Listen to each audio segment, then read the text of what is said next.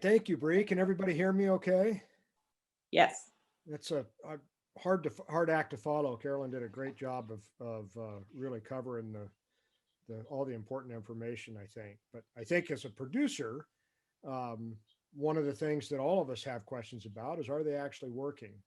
And it's especially troubling when you walk up to the pasture and see a dog like Bodie here, um, doing this in the middle of the day. It's hard for me to be convinced that he's actually chasing any predators off if he's behaving like that. I would like to say I think I'm the sole California wool growers rep here today. It's also the American Sheep Industry Association conference, and so everybody else is on a different Zoom meeting today. So you're stuck with me, unfortunately. So a couple of the challenges involved here is, number one, do we know whether we actually have predators? I've had somebody tell me, well, if you're not losing sheep to coyotes, you must not have coyotes around. And so I think that's one of the things that I was curious about. Secondly, do we know if the dogs are actually working? And are there some ways we can tell that? And then third, I want to know as a producer, if the cost of keeping these dogs is actually worth it. So there's a couple of things that I've been trying out on a low cost way to try to answer these questions. And these are questions I think about every time I buy dog food. Um, it's not an insignificant expense to feed these big dogs. So the first question is, are there predators near our livestock? And we've started using trail cameras around our where we winter our sheep here in the foothills near Auburn, to really figure out what's going on. And I caught this picture about 30 yards downhill from our lambing paddock last March. So yes, there are predators on the landscape. We get coyotes in the camera traps on a regular basis. I've actually had three different occasions of capturing a mountain lion at this location already this season. So we definitely know that there's predators out there. So how do we know what the dogs are doing? Can we just assume that if we're not losing livestock that the dogs are working? And I want to know a little bit more about what they're doing. So I could go out and buy one of these Garmin tracking collars for $250 and put that on a guard dog and see what they're doing.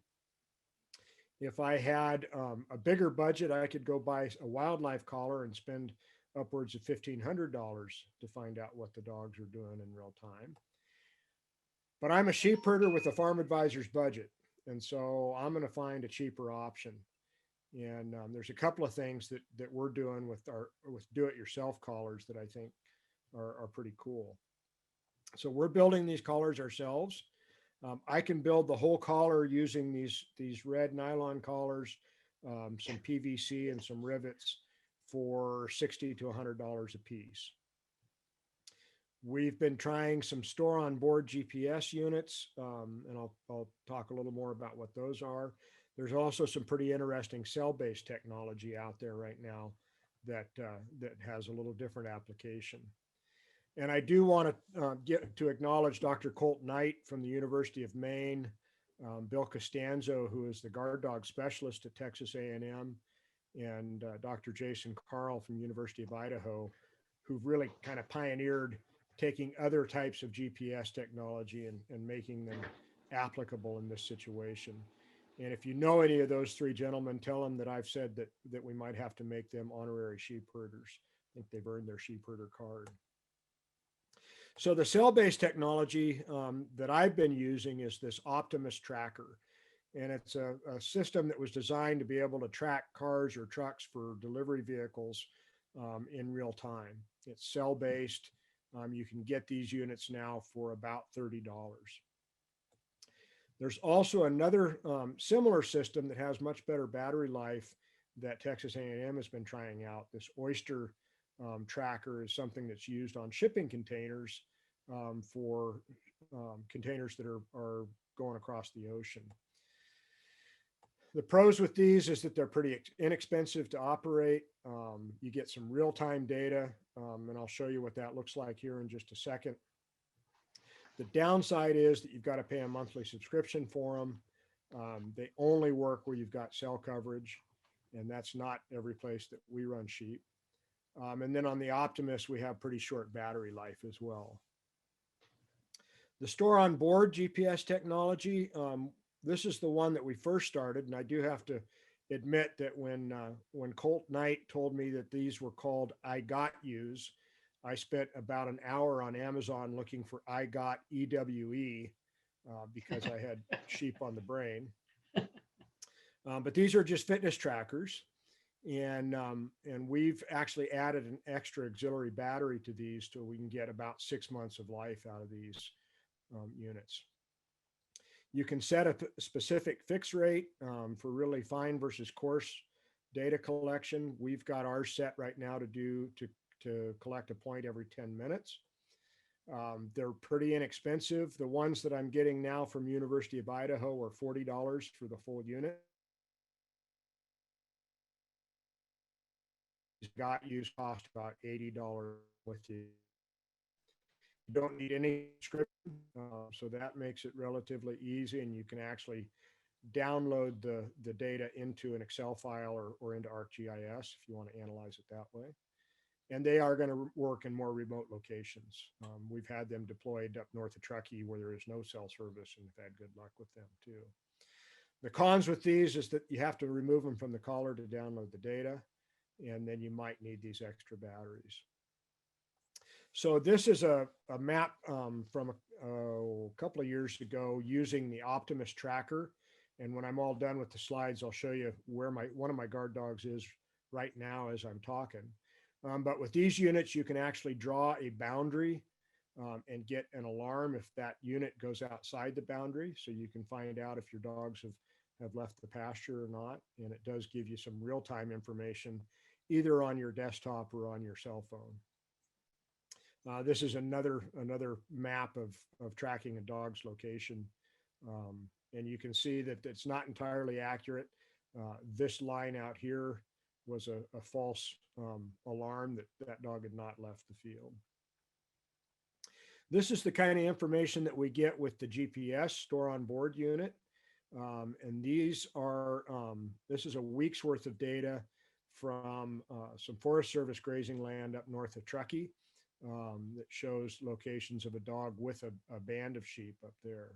And so we can use that to kind of look at where they are, what times a day, when they're moving more rapidly versus resting in the shade. So we've learned a couple of things. Big surprise, if there's sheep around, there's going to be predators as well. That's just the nature of what we do. The dogs, not surprisingly, are much more active from dusk till dawn and that they are in the middle of the day. And that's really when the predator threats are most severe as well. Even on open range, we find that these well-bonded dogs don't go very far from their livestock. And I will tell a little story about a dog that I call Yuchi. Bring up this picture of these collars again. You'll see that I put UCCE on the collars that I'm using. And I had a call from somebody at a campground in Truckee a couple of years ago saying, we've got your dog Yuchi. He's got a weird collar on, but he seems really friendly. And so someday I will actually have a dog that I name Yuchi, I think. The last question is, are these dogs cost effective? And I think there's a couple of things that we look at. It's really difficult to measure something that didn't happen. How do we know how many sheep didn't die simply because of the guard dog? It really depends. The cost effectiveness really depends partly on the dog to sheep ratio, which Carolyn mentioned. And this will typically vary during the course of the year. That band of sheep north of Truckee was all dry ewes and a handful of rams. And with no fences and one person taking care of those sheep, one dog was sufficient. They had no predator losses in their 80-day graze period on that open range land. There's a paper done by some of our colleagues at UC Davis and UC Berkeley that found over the course of 5 years at Hopland that they didn't prevent enough predator losses to justify their expenses. And those expenses that they looked at included depreciation, dog food, vet costs, and labor. But I think, you know, there's really some other factors that we need to look at there. And you have 1 minute. Okay, my cost is about $400 per dog per year. So they've got to save 3.5 lambs or 2 ewes. And I think there's some alternative approaches to dealing with this issue. So with that, if anybody's got any last minute questions, I'm glad to answer them as well. Hey, Dan, how about your video of where the dog is? Oh yeah, let me stop sharing here and I'll reshare.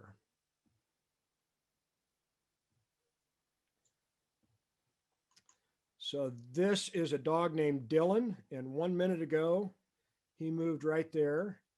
He's been hanging out up in this upper corner, probably because that's a high spot in that pasture and the sheep are bedded down there right now. But I can check on him in real time. Very cool. Thank you, Dan.